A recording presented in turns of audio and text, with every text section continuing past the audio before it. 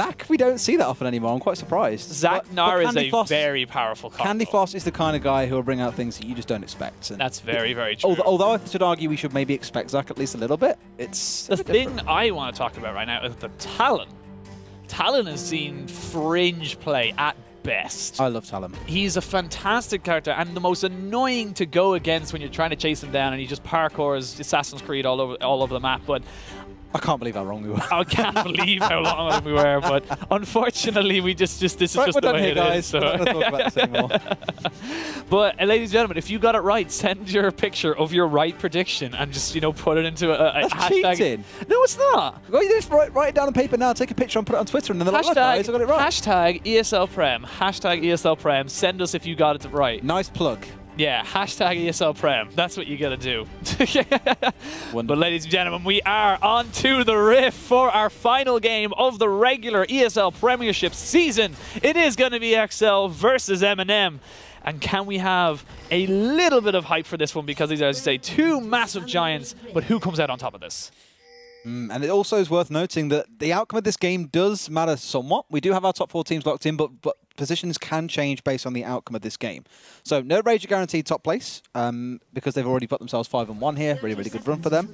Sorry, 6-1 I think it is actually. No, 5-1. 5-1. I think it's 5-1. Yeah, 5-1, you're absolutely correct. So if MnM lose, they finish 3rd and have to play against exceL. If exceL... That means exceL win, which they have. You know what? After that last game, I've written to shreds, so forget about it. No. You just get rid of it. I'm getting flashbacks. Yeah, now. you're actually getting in-play flashbacks. It's close. no more. Only tears, sweet. Yeah, only sweet, fully stacked tears. Ladies and gentlemen, we do apologize for the pause again. There is a ping issue for one of the players. We are hopefully going to be able to kind of figure it out now. You're so formal with your apologies. I have to be. They are the viewing, but they don't have to watch us. They deserve an explanation. The UK scene should hire you to be the apologizer.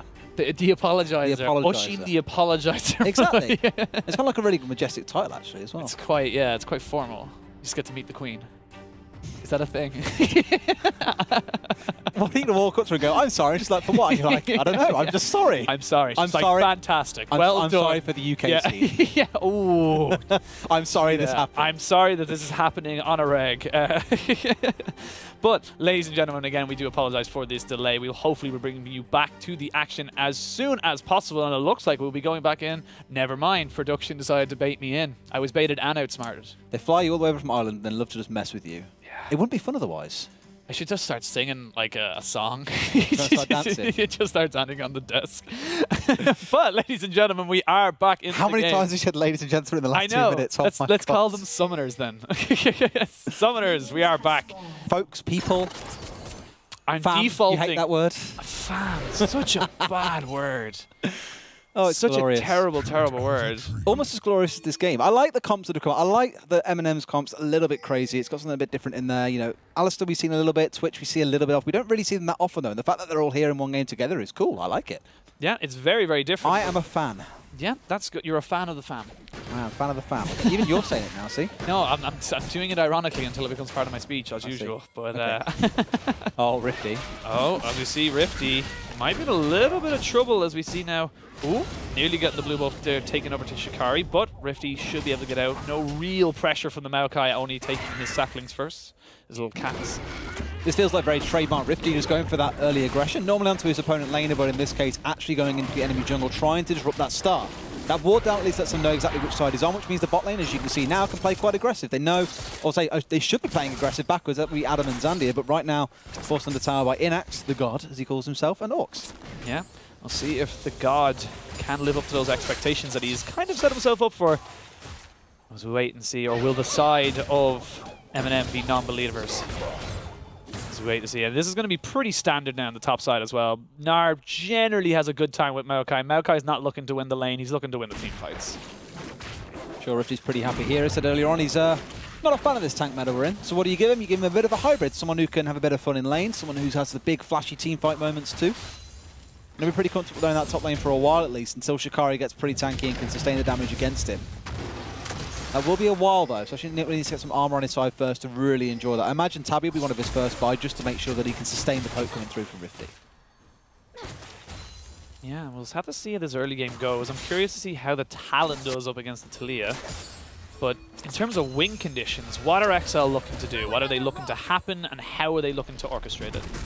I imagine, although he doesn't have TP, they want to try and get Kroimel into a split push at some point, because once he gets his first couple of items, he gets the Dust Blade, gets the Ghost Blade, you can stick him in a side lane, and most people on the enemy team here, he will be able to annihilate in a 1v1 situation. Maybe Rifty will stack it quite well, but he's gone pretty low here, caught out completely in the middle of nothing.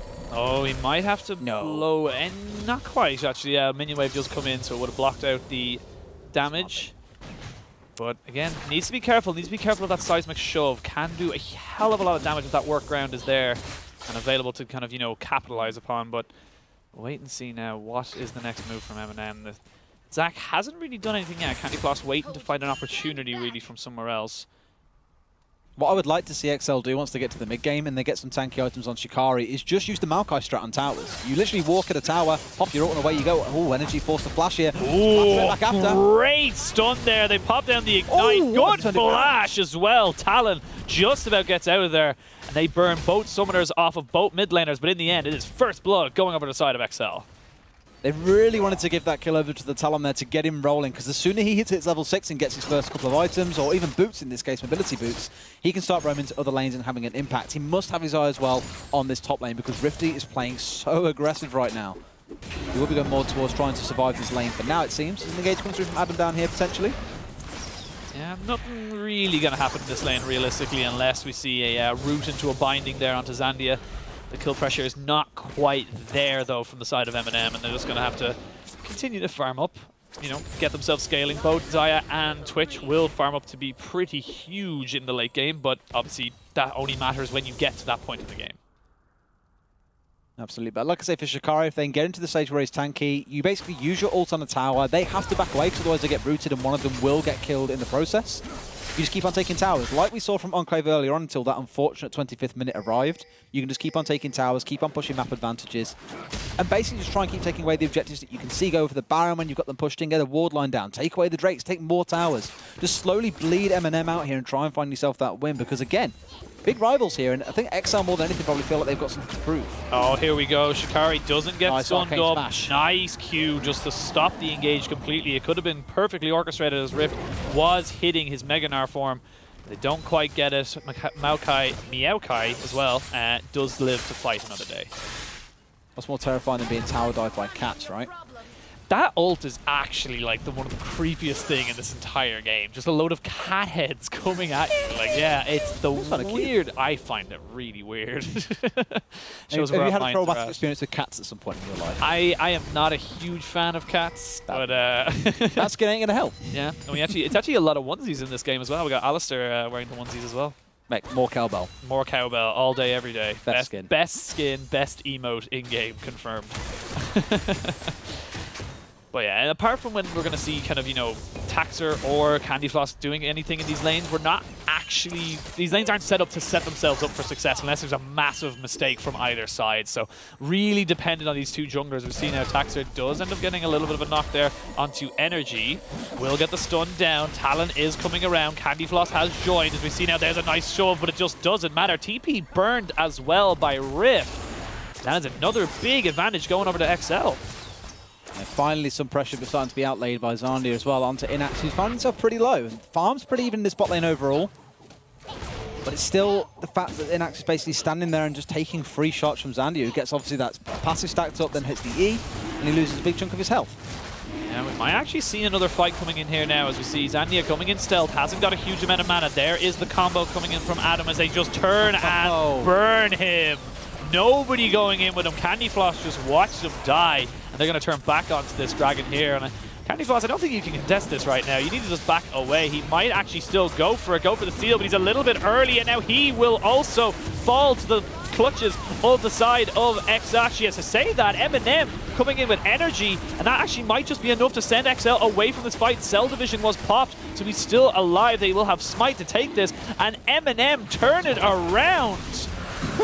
They didn't actually have Smite, actually, now that I looked at it. He actually used it to gain health, as we see. Oh, Talon stays around. Got no mana. Got no mana, got no burst, and he looks like he might end up dropping. Does parkour, but gets knocked back into it. One more Q, and Energy turns himself on after getting 2 deaths, now with 2 kills, and they got the Baron. Nice turnaround from MnM.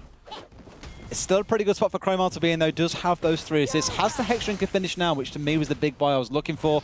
Candy Floss and Energy won't be as effective against him. However, Zandia, let's keep an eye out, because in that fight there when he got involved, it was a little bit too early. He wasn't quite level 6, neither was the Alistair, who basically stood there as a free kill and just got popped very, very quickly and very easily.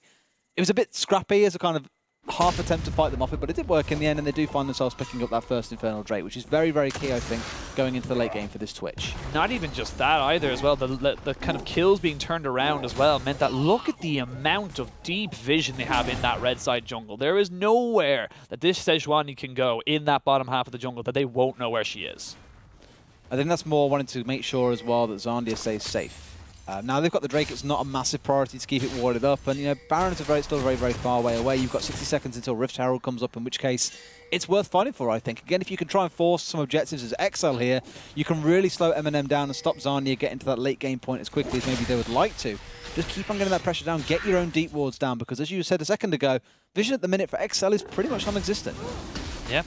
We'll have to wait and see what they do with this now. They've lost a bit of a fight, lost a bit of a momentum as well. Hex Drinker has been finished up though for Krumel, so he will have that to be able to dive a little bit further, knowing that he won't be chunked out as hard. And you see the Bramble Vest as well picked up for Shikari in the top side as well, so they're really going for these early resistances to be able to survive the potential dives that they're looking to do. I think they know that both of these lanes are going to be tough, and they are probably going to lose both of them. So more it's a case, like you said, of trying to kind of mitigate your losses and reduce your losses. Damage control is probably a better way to describe it, is make sure they can get to the mid-game where they're still relevant. And although the talent hasn't got any kills, again, he's got those 3 assists from earlier on, 100% kill participation. It's all gold in his back pocket, and when they get through to the mid-game, he can then start looking to split. It's then him versus Rifty, and I imagine in most cases there, unless Rifty goes tanky, which at the minute is not because he's going Black Cleaver, it can be a good outcome for them. Yeah, we'll see now. Candy Floss just get a nice little backup there from Energy and Adam as they look to try and contest this blue buff. Smite did come in as there was no Smite available for Candy Floss, so they do successfully steal that away.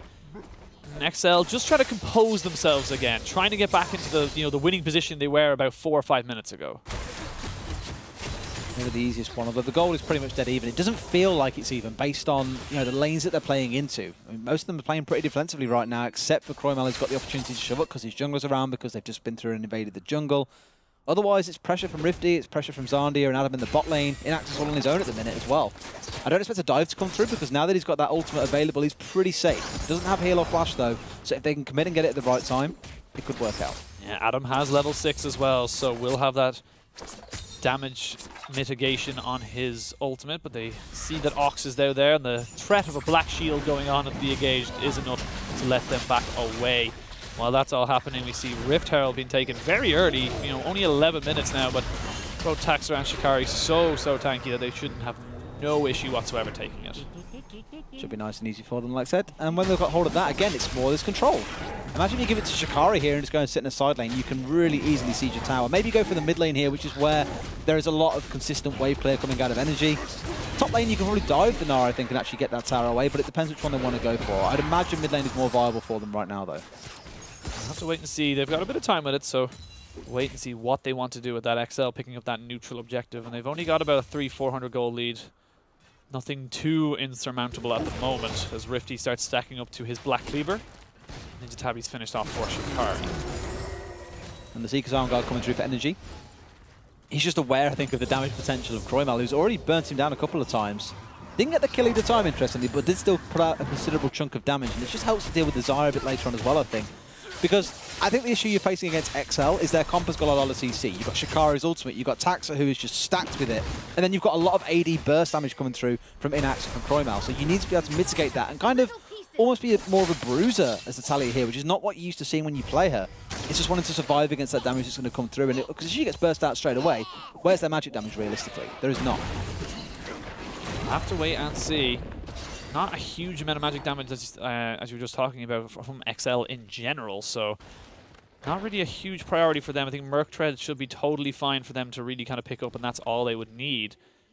We'll have to wait and see where this all kind of goes. Apart from that Dragon fight, particularly slow start, very different from the last game that we saw. Definitely something a little bit more conserved coming into this one.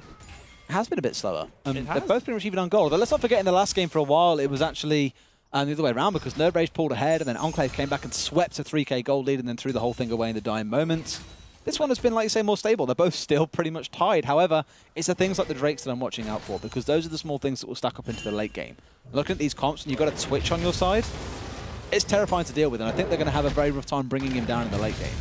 Yeah, the last game we saw was already halfway over at this stage. It looks like Energy Triggered. Potentially looking to see if he can get maybe a Weaver's Wall up to that top side, try and punish Shikari, get some more time that he has to panic, maybe use his Rift Herald. But as I say that though, good flash away from Energy, doesn't get him stuck in the mid lane there.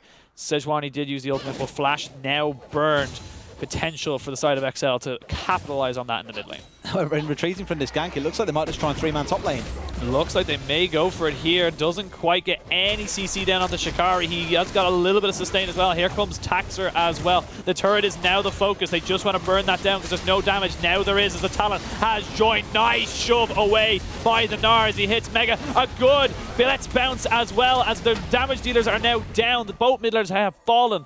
As the rest of MnM try and chase back exceL, they do not quite get a nice arcane smash. Oh, Rift not able to pick up the stun with the Mega Nards despite using the flash, but a nice little bit of CC there from Candy Floss does mean they pick up another kill. And as I say, that bot lane has absolutely gone exploded, and it looks like MnM might be on the bad receiving end of this as he's forcing Adam to flash away. It was Zandia who did go down, ends up being a 2-for-2 overall, with MnM gaining the advantage of the tower. Inax might be down in CS, but he's definitely up on kills at the minute. 2-0 compared to the 0 kills currently through from Zandia. However, he has just finished off the Blade of the Ruined King, which I think for them in the mid-game especially is going to be very, very big when facing off against Taxer and Shikari. And speaking of Taxer, he's been huge thus far. He's been involved pretty much everywhere on the map, bar one kill at this stage in the game. And that's what you want from your jungler, is this early game pressure. That seems to be what it's all about. It's why Gragas is so strong at the minute. It's because he has very consistent, very safe early game pressure that you can exert across the map. It has been working out so far. They are still about 1,000 gold, but Rift Herald has been summoned now into that mid lane, so it looks like that's where the focus is going to come from exceL, as everyone apart from Shikari starts to move towards that objective. Cloud Drake, the one that spawns next, so no one really going to force that fight at the moment. It's 4-man mid though, they really want this tower gone. Yeah, they do. There was the Reaver's Wall to try and just delay this a little bit. They will be able to kill the Rift Herald and the minion wave without losing the tower. Shikari didn't come down quick enough. He could have used his ultimate to back away, and all this is all happening 5 mid, and that means Zandia is free to push in this bot side. He gets a lot of damage down. And it's just kind of a little bit, I feel like there was a little bit of a slight misplay from exceL. They didn't quite, you know, kind of time the Rift Herald with the Maokai coming down, and it just ends up meaning they only get tower damage, not tower gold. There's that, plus the fact that they probably took as much damage on this bottom tower here from Zandia as what they managed to do with the Rift Herald in the mid lane. So, overall a loss. You committed 4 men to mid lane, you didn't get a tower, you committed Rift Herald. You've had an AD carry gaining solo experience, solo farm, and putting loads of damage down onto your tower. That's the last thing they want. Like I said earlier on, the last thing they want here is to get Zandia ahead and make sure that he's in a comfortable spot coming into the mid to late game. They want to make sure that he, or his build at least, is as slowed down as possible. Take as many objectives as you can. Don't make it safe for him to farm. Just make sure he's constantly pinned in near his base. It looks like Taxer was looking to maybe dive this. Still is potentially. Candy Floss is around, but not super close.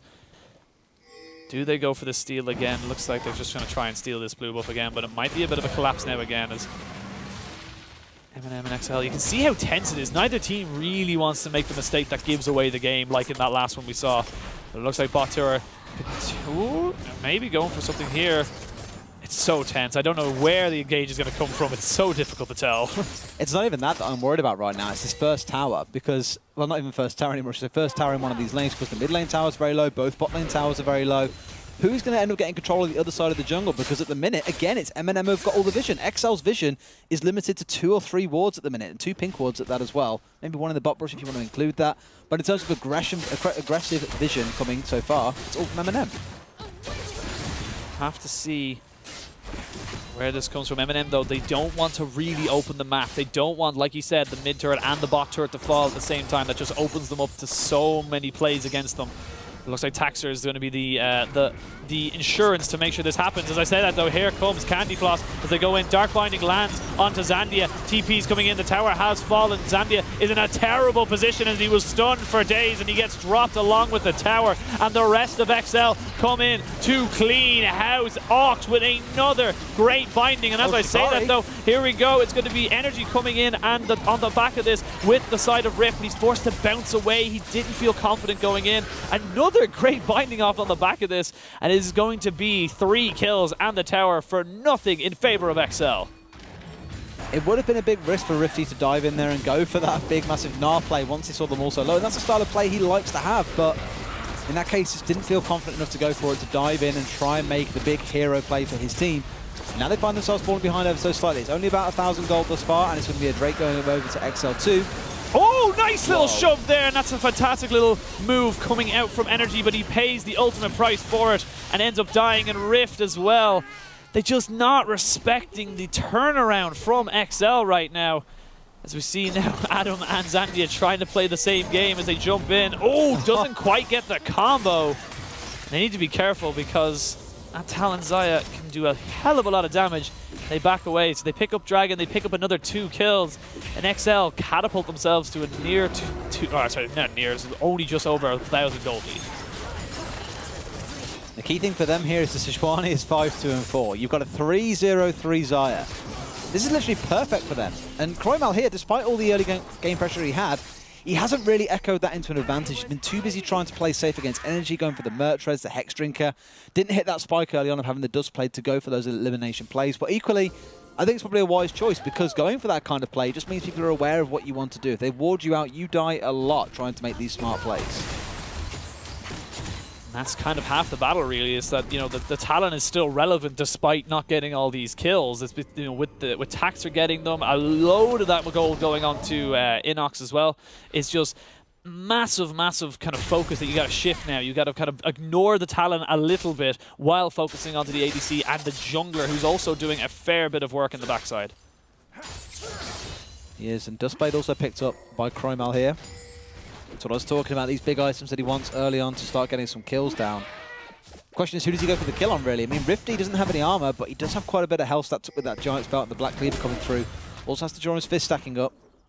So it's going to be a hard one, but this tower, Shikari is entirely on his own. Oh, he is, but he does get a nice little ultimate off as well, trying to keep everybody away. Is able to get out scot-free, almost. As I say that, though, they just kind of jump in on top of him with all the ultimates, using so much a heal as well. That Bramble Vest doing work for him right there. And that is the go sign for the Baron. Rift and Energy, the only 2 members of the side of MnM who are here for this. They missed the Dark Binding. It's down to about 4,500 health. There's a shove, but Taliyah gets caught up. Rift is about to hit Mega. He may be able to do a little bit more work here. Nicely done. Does get the shove in. And the Talon is now waiting off the back of this now. They may just turn onto the Baron themselves. Oh, he's so low. Oh, he's so low. Rift needs to back away.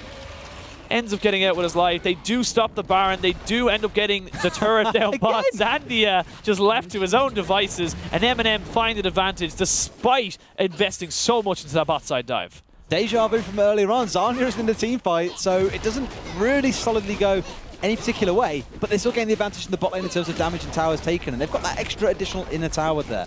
So now if they try and force, they have to leave someone in this bot lane to try and defend it, because they don't know what's going on at that lane. There could be it just might turn out that suddenly there's a massive push coming through with this Baron buff if they manage to get hold of it again. That was a very, very risky play from exceL, one that didn't pay off for them in the end. A lot of damage taken for trying to tank it, and of course lost a couple of members in the process. So advantage MnM, it feels like, here with that tower being taken in the bot side. And they're opening the map up pretty nicely. That mid turret almost gone. That should equal, you know, all the outer turrets gone from that stage now. It's just very interesting to see how they're kind of, you know, finding these little advantages, despite exceL looking so strong in these team fights, looking like they're the ones coming out with the advantages. In the gold and in the global pressure, they're not actually getting that far ahead. No. Oh, that was... I was just looking at it like, oh, this is a thing. Okay. This is a thing. But unfortunately, ladies and gentlemen, we do have a pause.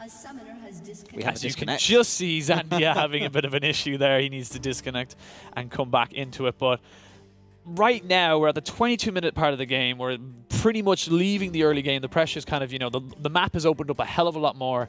who's looking stronger? Who's feeling stronger right now? Because you got to look at it more from two things. They can't see the gold. They can't see how much MnM or how much exceL have. So who's feeling more confident coming into this mid game? At the minute, it's feeling a lot like exceL because Inax is as fed as he is. I mean, Zandi's got a couple of towers so far, and yes, Twitch is going to scale very, very well into the late game, but it's still sat at 0 and 2, I think it is. Whereas on the other side, you've got Inax, who's 3-0-3. He's got a lot of kind of gold packed into him. And on the other side, all their gold is set on the top side. And here we are. You can see exactly what I was about to talk about. 3-1 and 2, 2-1, 2-1 and 3. Can you see it again? Potentially, but we haven't seen a pause come out yet. So we're going to see Rift getting caught out at the blue, but he gets stunned, force the flash, but a Maokai is going to follow you over. They may just be able to get it, but it's a great ultimate into a two-man stun. This would have been fantastic had the rest of his team been around. But while that was happening, Zandia, who hasn't DC'd, and they got a tower in the mid lane as well. And they got a tower, so they're putting the resources into other lanes. Energy and Adam pushing into the mid lane with the rest of them.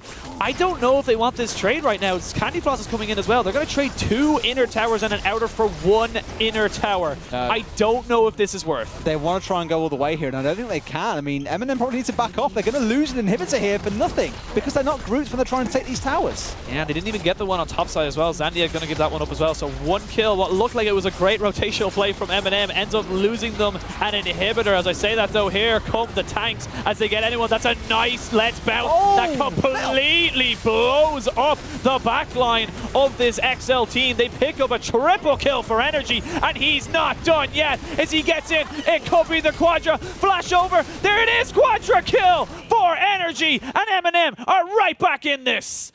I did not expect that to be the turnaround result from that fight when they all came back. But like said, they had all this gold in their tanks. They had the 3-1-2 Nard, they had the 2-1-5 Zac, and now they've got 4 kills being piled onto Energy. One of their carries is coming online for the mid game, and soon enough, Zandia will start arriving as well. They're going to start up the Baron. As you see there, a few seconds ago, it was Adam playing keep away. He's just like, I am not letting you anywhere near this Baron. It's not even a possibility that you can steal it. And there it is, Baron over, a 5,000 gold lead to MnM. The only issue that they have right now is they lost an inhibitor. They did, but they got themselves a couple of towers for it and almost got the top one, and they got a Baron and 4 kills. They will take that trade any day of the week. This is a really, really solid spot for them to be in. In the pause, I was saying, you know, exceL feels stronger right now. They've got the gold on one of their carries. They've got a huge Sejuani in the jungle to keep that carry safe alongside the Morgana, who's got the Ardent Sensor. You won't see the Ardent Sensor coming through an Adam because it's not a shield-based support. So they felt very strong. But now look at the gold. Over 5,000 in the favor of MnM off that one big play, that one big pivotal moment in this game. Oddly enough, around about the 24-25 minute mark, just like we saw in the game earlier on today, it seems to be the mid-20s is the curse time. It's still possible. 60 seconds for either team to end this game to make it an equal kind of timing as the last Enclave game. We were probably memeing that one a little bit too hard. But as you said, like at MnM, they are looking so much better now. That team fight was huge. Energy with such good weaving in and out and just knowing where he could go, when he could get the angles. And that great let's bounce from Candyfloss, just being able to bring in the Talon and the Morgana into that backside, just cemented such a good team fight for them. As I say that though, they're trying to brute force this tower right now. That might be a good idea as Candyfloss just roots himself right in, does get another good let's bounce, and here comes Adam. There's another kill for Energy, another double kill. Can he now make up for his Quadra and turn it into a Penta? There's no flash onto this Inax, and they are just finding him, facing him. It's not going to be a Penta at this stage, but they will end up picking up another 3, potentially another 4, as it's going to be not quite able to get enough damage. Blue buff being a good guy and protecting Crumel. And Energy picks up 2, the side of MnM pick up 3, and this honestly could be the game. It might have the time. They've only got 10 seconds left on Shikari here, so maybe they get an inhibitor, but I can't imagine... Tactor hasn't gone back! He's too busy with the Drake. He knows he can't defend here as he shoot. No matter who's around, there's no way they can go for it. So why not? Let's grab ourselves a Drake while we're waiting. Let's lose an inhibitor for free. No worries. Let's find ourselves losing another tower as well. Why? Because why not at this point, right? The gold is over 9,000 right now. He's bailing. Like, he has to. Candyfloss is coming in. Like, he has to back away from this. He's not even going to get the dragon. exceL... They have fallen apart. I feel like they've forgotten what their comp does. It's like they're going in for these fights and then like opening themselves up under tower with no minions, no backup, and just trying to brute force it. It's like, it's just not going to work. It does feel very forced at points. And MnM have capitalized every single time they've gone a little bit too hard on trying to force something like that. But this is what we see quite a lot, I feel, in the games in the Premiership thus far, is that if a team falls behind, there's kind of like a sudden rude awakening that, oh God, we're actually behind now. What the hell's going on? We're not used to this. And it feels like a lot of the teams aren't strictly organized around playing from behind. You know, Nutri was saying yesterday, Nerd Rage were comfortable playing from behind. Yay. You could argue they were earlier on, but not at that stage yet. I want to bring back to UK LCS. Was it 3 years ago? When they came, they did a week in the UK, and everyone just kept shouting for ward kills. That was fantastic. Only a UK audience could cheer ward kills. Yep. But I'll say that, they do it in France as well, so it's all over. France had a boot camp, though. UK did it on their own. On how to, they did. The shoutcasters apparently had a boot camp with the audience to like teach them when to chant and what to chant. It's like the UK did it off their own back. We don't need any guidance. Yeah, you don't need to know. We are idiots on our own. They just know how to make the most stupid, mundane things great. Look at this bait, though. exceL really desperate for someone to just walk their way towards this mid lane. They see Adam. They know where he is. Like, Adam is sitting down on a reward. Like, these guys are waiting for Adam to move slowly forward, and then they know where he is. Now he sees them. Now they're trying to go for a play. Dark Binding just whiffs off to the side of Adam, and now their play is completely done. They haven't got the minion waves either. Mid lane is going to be pushing in along with bot as well. Red inhibitor has respawned even, which means they will have a little bit of extra time. It's all about that binding. If they can get a binding onto Zandia and lock him down, they can kill him and take away a huge amount of damage in these fights. But that Death Brush tactic says to me again, the desperation play that we see, they're kind of not sure what to do, so they go for something very silly, which is sitting still for 30 seconds, hoping for the best. For one kill, maybe? Never going to be worth it. Yeah, we'll see now. The siege has started, but there's such good wave clear from the side of exceL. They've got the Talon, they've got the Xayah. So many ways for them to really kind of just deal with this, and not a huge amount of range either on the side of MnM to push these towers down. So they've got to hold off as Rift keeps pushing into that inhibitor turret. That's what MnM need. They just need to retake that inhibitor, re-go for that kind of fight. Look at the mid lane as well. They've actually got minions knocking in on the tower. Yeah, they've got minions coming in now. Yeah, here we go. They're all going to jump in now as Xayah is forced to use her ultimate immediately in this fight. The Weaver's Wall was good at zoning, but Zandia has got enough time. He's got enough damage. The Zhonya's was great. That's a great Gnarl. Oh my God! As MnM completely shred enough to send Taxer to the Shadow Realm as he leaves the game. And that is going to be the game. Going over to MnM. They have the minions. They have the Nexus turrets. And they've got the game. That was all it takes. This is what I said about Rifty earlier on, is he loves these carry-style top laners when he can make a big impact, and what an impact he just made. Massive, massive move there. Rifty doing huge for his team there in that last little team fight. Stunning up, I think it was 3 people, completely separating the rest of the team from the back line. And it just meant when Talon went in, he had no follow-up, no way of killing anyone, and that was just the game.